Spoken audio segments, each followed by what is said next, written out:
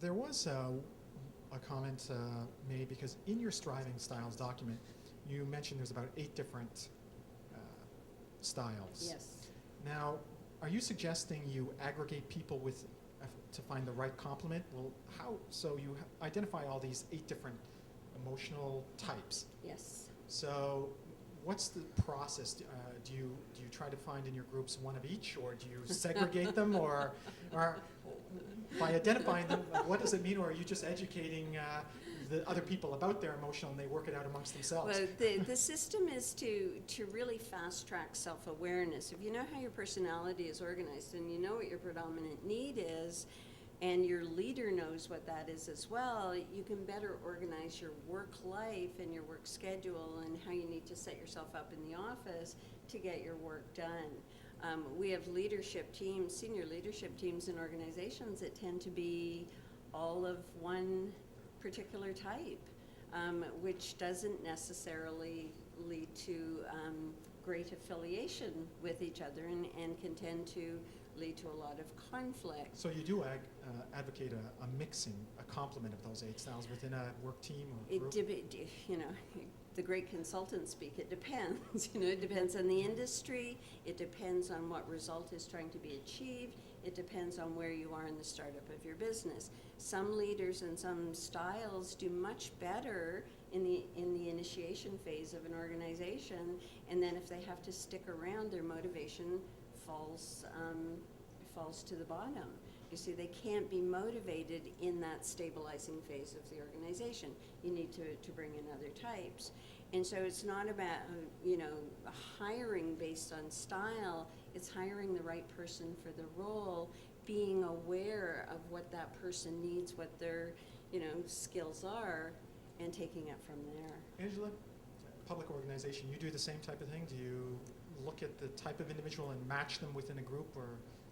I don't think so. I mean, sometimes you inherit, you have who you have. Mm-hmm. And so you're not always in a situation where, I mean, sometimes if I'm hiring and I'm thinking, what type of leader do we need right now, given where that organization is at, what kind of challenges they're having, are we in a growth mode, a stabilizing mode, who's the right type of leader for right now? And so, you might have that opportunity. But a lot of times you're working with teams of people who, some of them you didn't choose, you've inherited a group of people. I think at the end of the day, none of these styles are good or bad. I'm assuming there's no judgment on any of them. The issue is to know them and figure out how do you best work together? How do you collaborate? How does the team really operate in a productive and constructive way? That requires self-awareness on each individual's part, but then some awareness about what are other people like? How do they like to be communicated with? How do they like to work? And so this is what you're telling all employees to be cognizant of then, so when they're dealing with their fellow employee, right? Mm-hmm. Yes. And Sean, that's what you're doing at Kinross as well, obviously effectively. Yeah, so it's a really interesting point, this one about how do you inherit a team and then get the most out of the team. Mm-hmm. And again, working on that, motivating, is really management. Mm-hmm. And Anne's point about using a basic system to fast track awareness really gets a team ahead on that, allows a manager to understand what the makeup is, and then also being able to plan for different stages of either a team or an organization's life cycle, and then what the makeup of the team needs to be.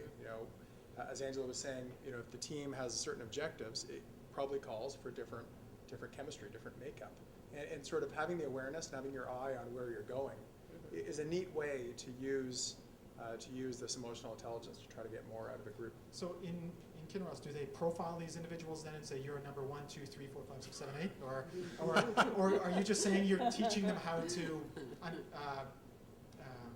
locate or discern which personality profile someone is? Yeah, a key point is the numerical order sort of infers a priority or rank. And that's why I didn't say mine was number 1. Yeah.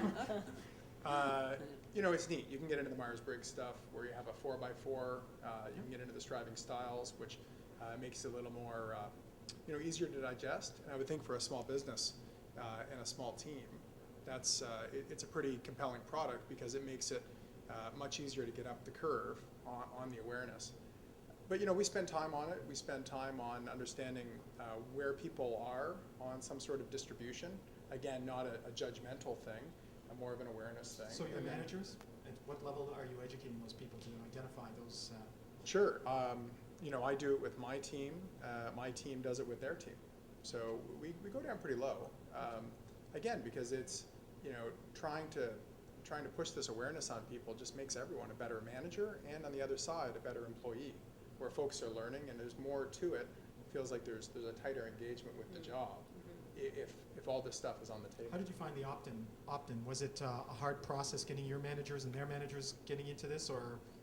To talk about this stuff? or Surprisingly, people love it. Yeah? Yeah, Oh, very good. it's interesting dialogue. You're learning a bit about yourself. Once you get over that hump that it's not judgmental, it's development. I find that people and teams really love getting into it. Very interesting. How about Angela? You had a comment? Yeah, I was just saying we have like a management foundations program. So anybody who's a new manager, you know, in the old days it was you're a manager, congratulations, good luck, and away you go. But you know, we're not obviously don't want to do that, and we want people really to start off on a good foot and a good foundation. And so we do have this program, and a big piece of it is this module around emotional intelligence. And again, when we get the evaluations, this is the part that people actually have a very good response to and feel, because it's not something they're always thinking about, it's not something they spend time on, but it really does trigger for people how important it is as part of their whole management leadership development. This is like a foundation piece, and people respond pretty well to it.